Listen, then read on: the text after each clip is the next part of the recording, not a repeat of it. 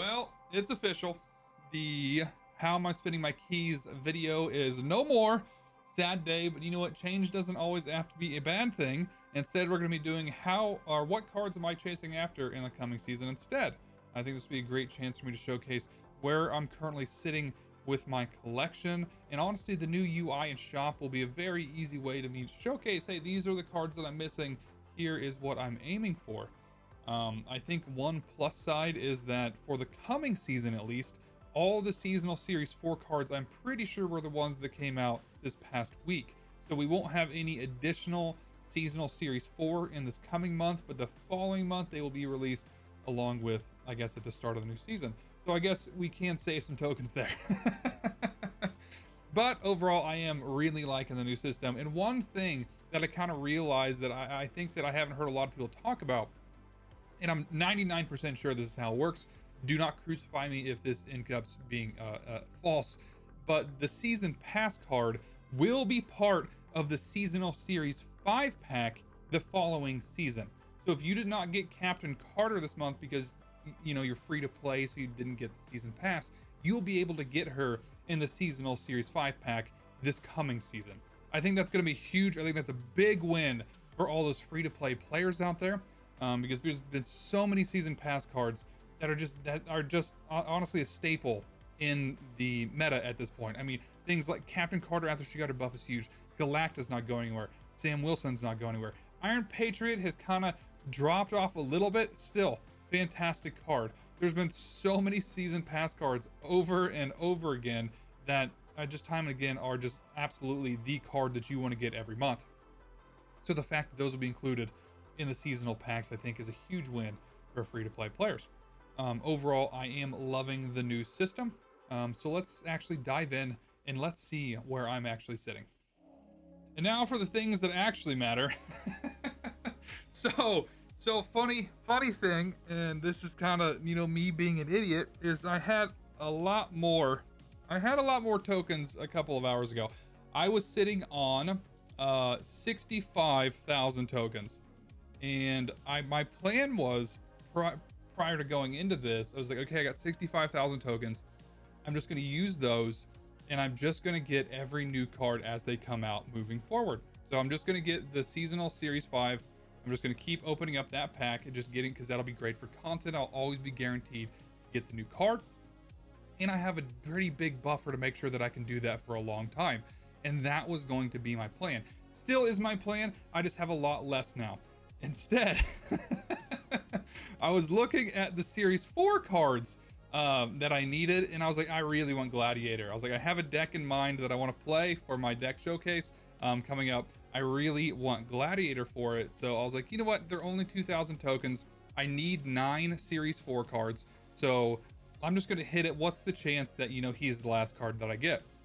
And that thought process is where I should have known that I was making a mistake. 18,000 tokens later, Gladiator was in fact the last card in the series 4 pack for me. And I spent 18,000 tokens chasing down Gladiator, but that's fine. There were so many good series 4 cards in there that I actually needed. Man-Thing, Meek, Grandmaster, Gladiator, oh my gosh, why can't I think of him? What's the Annihilus, the Junk, the Junk Menace? There was just a ton in there that I actually wanted. There's actually only like 3 out of the 9 that I was like, eh. So it's fine. I mean, I did feel a lot of guilt and regret when I burned through that, but I'm still sitting at almost 50,000. I'm pretty sure I have enough credits to hit my next 3K in the collection track. So I'm sitting at 47,650 in tokens right now, which is still not a bad number to have. So I think that is my plan, is that I am potentially going to be chasing after each seasonal series 5 card. That way I can create content on them, and I'll always have at least the new card. That way, I can create decks with those as they come out. But let's just kind of dive in a little bit. I did not get Infinity Ultron, and I did not get Starbrand in the current seasonal series 5 packs. I don't honestly really want either one of them. I do want Starbrand because I am somewhat of a Surtur fanboy, but I don't play enough Surtur to actually make that dive. So I'm really not interested. The downside to this, though, is that if I get Infinity Ultron, actually, I'm going to end up getting him anyway. Because if I keep hitting the Seasonal Series 5 card for the new cards as they come out, I'm going to end up with him. Like, there's no chance that I'm going to be able to pull on all of the next season without picking him up. So, is what it is, going to end up with him. Starbrand is just going to have to fall to the wayside. And then for the Seasonal Series 4s, I did not get Fanfei or Topaz, but like I said, they will still be here next month. And I'm sure at some point I'll give in and pick up both of them. So that is what it is. I have been enjoying Move, but I feel like Fanfei and Topaz actually fit into the normal Move style deck, whereas I've actually been more enjoying like this, I guess, the Silky Smooth style one, the one that I did a showcase on earlier last week, or this week, whatever this video goes out. And I also am really interested in potentially picking up Scream with tokens. And I don't know if Fanfei and Topaz necessarily fall into either one of those. I will say, if I've seen some very interesting things happening with these two, especially in move style decks. Someone dropped Heimdall on turn 6, and then Fanfei pushed everything right again. I did not see it coming, and it was such an insane play because I had a Shang out there ready. I was anticipating the Heimdall, and then the Fanfei just pushed everyone out of the way of the Shang, and I just kind of was speechless. These are two very cool cards, but I'm not quite certain if I'm gonna pull on them or not. Outside of that, I am officially Series 3, Series 4 complete at this moment, until not counting these two. So until these two drop down, I am Series 4 complete. That is exciting. Series 5 cards that I'm missing, I'm missing 11. I am missing 11 cards. Black Swan, Frigga, Joaquin, Makari, Nocturne, Penny Parker, Red Wing, Scream, Silver Sable, Thaddeus, Thunderbolt Ross, and Toxin. And being real, the only two that I actually really want out of here is Frigga and Scream. So I don't think I'm necessarily gonna be chasing after these, but it is what it is. I don't know. I probably should just pick Scream and Frigga up with tokens, and then the rest of these, I guess, just fingers crossed I get them as, you know, extras in packs as they come out. So I'm not sure necessarily how that's all going to work out with kind of chasing after these Series 5 cards that I don't own, that I don't necessarily want. But we'll see how that works out in the long run. I think the big thing to kind of talk about is how far away am I from collection complete. And I think those are some interesting numbers just to kind of keep in mind, because right now I'm missing 11,000 Series 5 cards. And we're not talking about the seasonal. 11 Series 5 cards of 4,000 a pop would be 44,000 tokens. So technically, I could get all of the current Series 5 cards, not counting the seasonal ones, with the amount of tokens that I have. But I'm not going to do that. I also am missing 2 of the seasonal Series 5 cards and 2 of the seasonal Series 4 cards, which puts me at a total of 59,000 tokens needed to be collection complete. And I think this is the metric that I really want to track. I'm really curious how this number is going to change each month, and if I'm going to get closer to collection complete as the months go on, or if I'm going to get farther away. And that's something that I'm really interested in actually keeping an eye out on. So right now I need 59,000 tokens. Another really interesting statistic is that to actually get that, if I didn't have any gold or any tokens, I could spend $975 to be collection complete. That's a big chunk of change. So that's based on buying gold and using that gold to buy tokens. With $975 spent in game, I could be collection complete. So that's a lot of money. But these are kind of metrics that I want to keep track of and just kind of watch as they go along. I'm hoping as months go by, my tokens to collection complete will shrink. And that is my hope. We'll see how this new system works out.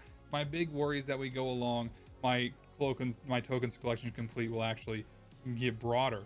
So another thing I'll have to keep into account is how many tokens I have on hand right now. So technically, I am sitting at, let's say I'm at 50,000, because I do have enough credits to get another 3,000. Let's say I'm at 50,000. That means that currently I'm 9,000 short of collection complete. and that does not take into account all the cards in the coming months. So I mean, I could easily just, you know, spend all my tokens, all my gold, and be collection complete, but then I would not have any of the new coming cards, which is not exactly how I want to set myself up. But that's the metrics. That's where I'm sitting.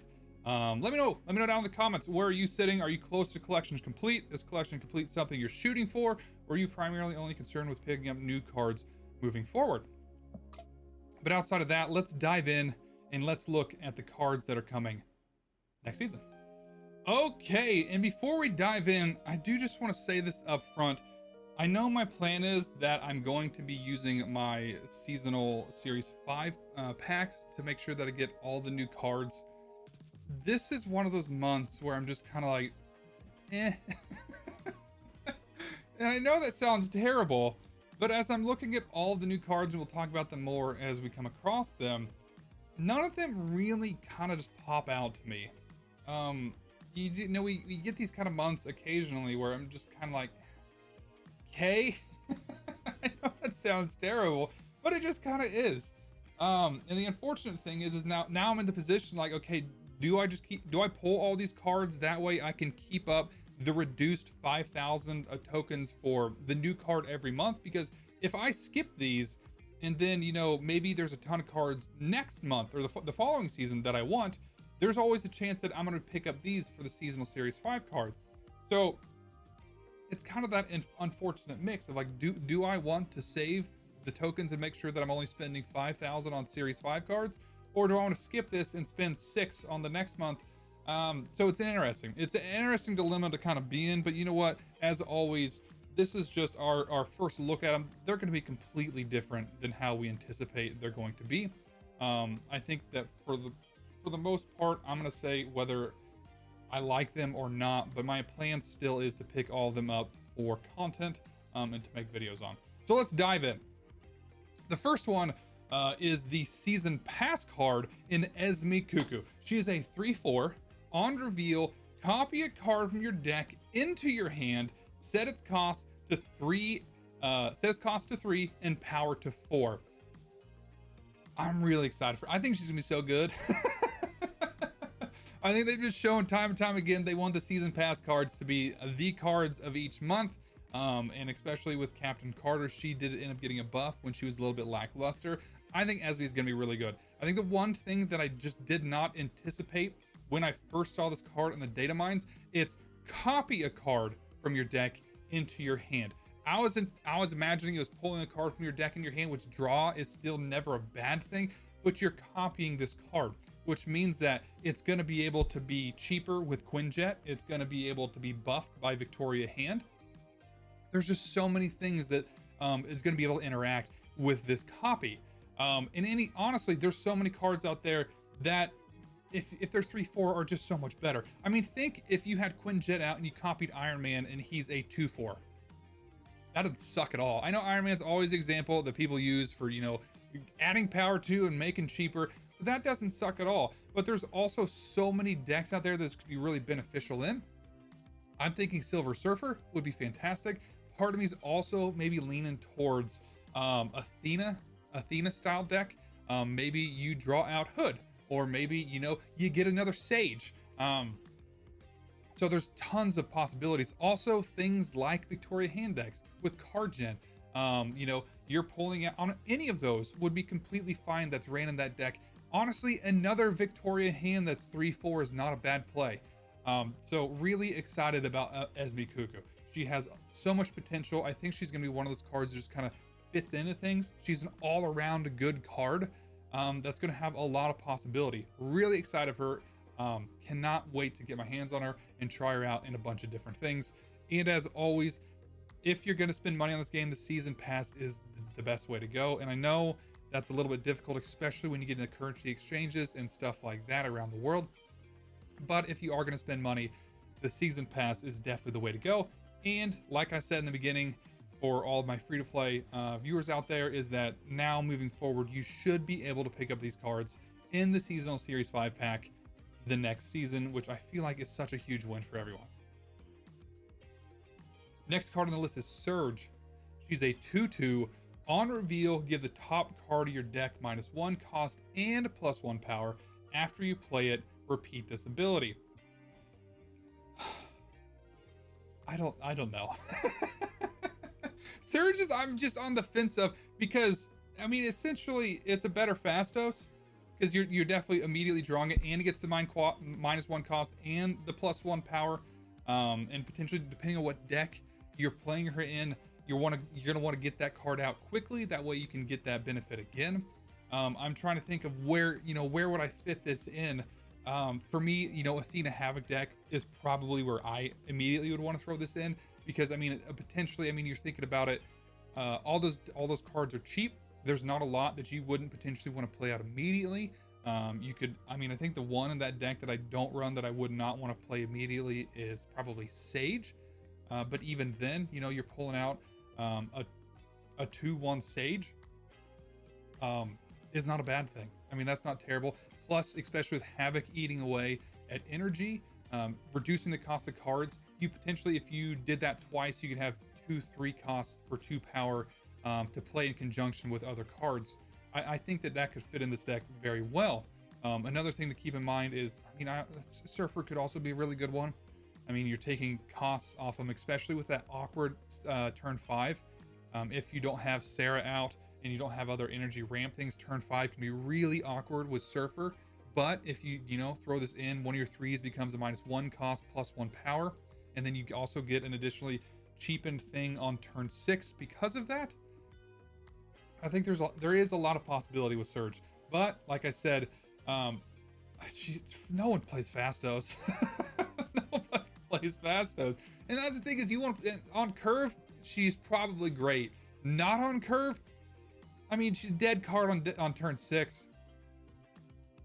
And I mean, essentially, I mean, even if you play her on turn 5, whatever you draw for turn 6, you need to be able to play it then. So I mean, there's also, I don't know how I feel about Surge. She is the one that probably I feel like has a lot of opportunity to be a good card, but I don't know. She's too much like Fastos in my eyes, and nobody plays Fastos. So I don't know. I think potentially out of all of this, Surge is the one that I probably would take the risk on and pull. Out of all of them, I'm probably picking up Surge. Definitely would be picking up Surge. All right, let's move on. Next one is Prodigy. He's a 3/4. On reveal, if this is in your back row, copy the text of the card in front of it. So, I mean, it's another one of, front row, back row cards. I really wish we would have got Dum Dum Dugan to kind of play around with that a little bit more. We've seen how a little bit wonky Captain Carter can be, but I think the thing that's saving Prodigy is he's a back row card, not a front row card. So you don't have to keep that in mind of like, oh, I can't play in that lane because, I want to put Captain Carter there. So that is interesting. I'm just kind of wondering where he fits. In my mind, like a really insane play would be to turn 4 Galacta and then turn 5. See, yeah, even if on turn 5 you played something else in that lane with Galacta and then played Prodigy behind her, then you're not getting the Galacta buff at all in turn 5. So no, that's a terrible example. I think the deck that I feel like he fits in most is Ongoing. I mean, Ongoing is probably where he fits the most. I mean, essentially, he's a Mystique that is targetable essentially with where you lay him. I think that's probably the best way to think about it. I mean, he is Moonstoneable himself. So you have Moonstone in a lane, you copy something in front of Prodigy, and all of a sudden you have a ton of power. I guess, honestly, yeah, you have, let's say, Ravonna in one slot, you Moonstone next to her, and then you Prodigy after that. He's copying Ravonna. It doesn't help you with power, but that is a lot. That is absolutely a free Mystique and very cheap Iron Man at least. So, I mean, there is a lot of potential there. Or maybe it's Goliath. Maybe it's Goliath in the first slot, Moonstone in the second, and then Prodigy follows up Goliath. I mean, that's a pretty big lane as well. Or, I mean, honestly, you could copy Moonstone herself. So, I feel like that Ongoing is where he belongs. I think it's going to be one of those things where, like, I want to say, if you ask people what are some of the best Ongoing cards, Mystique would be one of them. Even though she herself is an on reveal.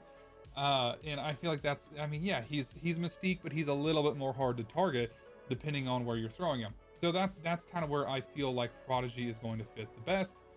Um, I'm very curious to see how he turns out. I probably would pull on Prodigy if I was a big fan of Ongoing. The Moonstone package, Spectrum, that the current Ongoing deck that is just really, really strong is, I feel like, is where he's gonna fall. But then again, I could be wrong, and maybe there's some other crazy places to put him. I think he needs to be. We need him in our hands to kind of figure out how that's gonna feel. So, I definitely do like to look at him. Definitely probably gonna be picking him up anyway.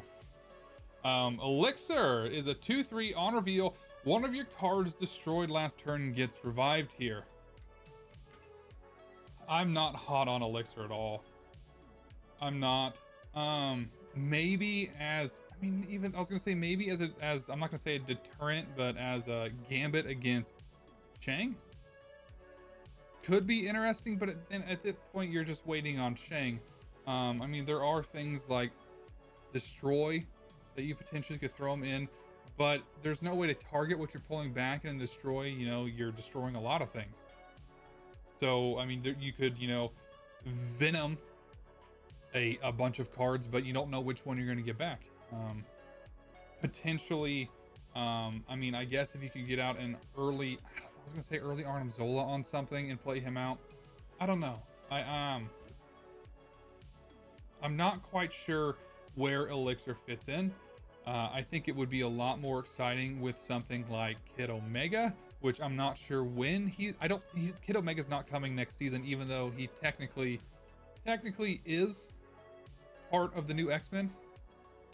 But I think he's going to be coming in the following season. But if you have Kid Omega, that makes it a lot more easy. You can actually target what you're destroying, and that actually kind of takes your options a little bit outside of Destroy or even inside of Destroy. Because potentially you could drop a death on Kid Omega, destroys it, and Elixir pulls it out the next turn. Could be a play. So, and I guess it is targeted because it's just your destroyed cards last turn, so you at least will have an idea of what it's pulling out. But I don't know. Let me know down in the comments. Am I just missing where Elixir falls in? I mean, I guess maybe in a Phoenix Force deck is potentially an option, but I just don't see it. I do not see the value in Elixir, and you know, maybe I'm wrong. So let me know. Let me know down in the comments if you see a use for Elixir that is just staring me in the face. And the last one on the month is Zorn. He is a 2/3. After any 3 or 4 cost card is played here, move it to another location. And Zorn's also one that I'm just kind of like, he just feels awkward. He's gonna, I mean, with that any in just giant letters, to me, I'm picturing in Control. Because you essentially could throw him down in a lane and, you know, 3 or 4 cost cards are just kind of getting bounced everywhere. Except for there. I mean, as a Surfer player, I'm going to hate this card. But does he fit in Move? I don't know. I mean, Vulture? I mean, technically you could bounce Vulture around between Zorn and Hercules. Maybe. I don't know. He's just an awkward card. I don't see him in Move. I don't. Because there's not many 3 or 4 cost cards that you essentially want to move outside of Vulture. So I'm thinking he's more of a control card. But even then, that's so dependent on what your opponents are doing. And I could be wrong. Watch Zorn is just the most busted card of the season. I just don't know. I don't know on Zorn, and that's like the most of the cards this month they just have so much variability to them that it's kind of hard to decide how they're gonna fall. But I think Zorn and Elixir are definitely the ones at the bottom of the list for me. For me personally, Esme's top. Definitely, I think she's gonna be the best card this month. Surge and Prodigy, I think have some potential. I would probably put Surge slightly above Prodigy, but I don't even know why. I feel like Prodigy would be really good and ongoing. So I mean, they're kind of there. And then Elixir and Zorn, I just don't see. I just don't. I'm struggling to see where these guys fall in at. And that's fine. But either way, yeah. So if I was actually pulling these cards with, not the intention of getting them all for content, I definitely, would be getting the season pass for Esme, and then I'd be pulling on Surge and Prodigy. I would be holding off on Elixir and Zorn and watching to see how they turn out. Definitely would not be getting them on day one. Surge and Prodigy, I would probably gamble on just because I feel like they'd fit in the decks that I enjoy. So definitely would be pulling Surge and Prodigy, and then Elixir and Zorn would probably be passes for me. It's just kind of how is my thoughts on the season. And I think that's it. Like I said, we're not getting any new Series 4 seasonal cards this month, which is probably fine. So we can all save tokens. And then let's dive in. Let's see if there's any bundles that are worth chasing after this month as well. Okay, the first bundle on the list to keep an eye out for is Ethereal Architect on May 8th. For 5,000 gold, you get Cersei, 3,000 collector's tokens, and 3,000 credits. As always, I think even more moving forward, tokens are king. And so taking some of these bundles for the conversion, I think, is probably the way to go. So I definitely think that is a bundle to keep an eye out for. Following that up on May 11th, there is Chicken Before the Egg. If you are in fact missing Phoenix Force, you can pick her up for $14.99, 15 bucks for 1,500 gold and 1,000 credits. Is not terrible for a Series 4 card. Also coming later on in that month is Shuffling Sharpshooter. We've got a Bullseye variant and 3,000 collector's tokens for 50 bucks. I know it's a little expensive, but I think the main thing to keep in mind is that moving forward, variants that you own will then unlock the basic card, which to me added so much value to essentially these bundles. Because if you do pick up these bundles, that means that you're going to unlock it, and then those cards are just one more that's not going to be in the packs when you open them, and it just added so much. Added so much value to picking up these bundles. Following that, on May 16th, we have Femme Fatale. It's a Diamondback, but it's just for credits, not for tokens. If you really want Diamondback, it's actually a pretty decent bundle for 5. You need a Series 5 card for 5,000 gold. I'm not sure. I need to do that. What is that? Is it 6,500 gold for 5,000 tokens? So honestly, it is cheaper if you do want Diamondback. So it is a deal if you do want Diamondback. Then on May 20th, we have Otaku Outlaw as a Gwenpool variant, 2,500 collector's tokens for $25. If you do not own Gwenpool, the token values on that is it's just kind of okay, but it is only $25, so it's not terrible. And then on May 27th, we have Fairy Dust Fighter for 5,000 gold. You get a Pixie variant and 4,500 collector's tokens. That is probably the bundle to chase after for the month. That is a fantastic conversion rate for 4,500 collector's tokens for 5,000 gold. That is probably the one that I personally will be chasing after for the month. And then to wrap it up, last one is we got a Marvel Boy bundle, Multiversal Maverick for $50 and 8,000 credits. It's a lot of credits, but once again, tokens are king right now and moving forward. So I personally will be picking up the Pixie bundle. That is probably how I'll be using my gold for the month. And those are definitely the ones to keep an eye out for. All right, and that is the new X-Men month. I would say I'm excited. I don't know. I'm kind of indifferent to the new cards coming this month. Really excited for Esme. I know I've been beating a dead horse at this point, but the actual new cards coming this month, I'm just kind of about. So we'll see how they turn out. I could be wrong. Maybe they all end up being absolutely busted, and I'm just going to end up with egg on my face at the end of the season, but that's okay. You know what? That is part of this. This is all speculation, and no one really knows until we truly get those cards in hand and we find a deck that they actually belong in. But that is what I would do for the month. That is kind of what my plan would be. I hope you guys all enjoyed it. Let me know if you did like this new format. I hope it is a good replacement to how I'm spending my keys. And hit that thumbs up button if you did, and hit that subscribe button if you want to see more of my content. I really truly do appreciate it. I'm still trying to hit 3,000 subs, so we're this close. We're this close to 3,000 subs.